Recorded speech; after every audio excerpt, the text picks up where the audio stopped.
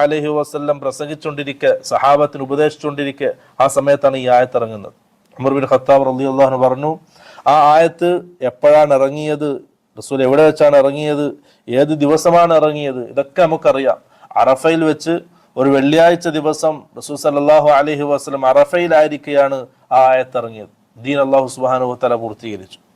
അത് നമ്മുടെ ആദർശമാണ്. അവസാനമായിട്ട് റസൂൽ സല്ലല്ലാഹു അലൈഹി വസല്ലം ആ ഹജ്ജത്തുൽ വദാഇന്റെ ആ ഖുതുബയിൽ റസൂൽ പ്രഖ്യാപിച്ചത്, ഒന്ന് കിതാബാണ്, രണ്ട് സുന്നത്താണ്. മൂന്നാമത്തേത് ഈ ഖുർആനും സുന്നത്തും അള്ളാഹുവിന്റെ റസൂൽ ആരെയാണോ ഏൽപ്പിച്ചിട്ട് ഈ ദൗത്യം പൂർത്തീകരിച്ചത് അവരിൽ നിന്നും നാം അത് സ്വീകരിക്കുക.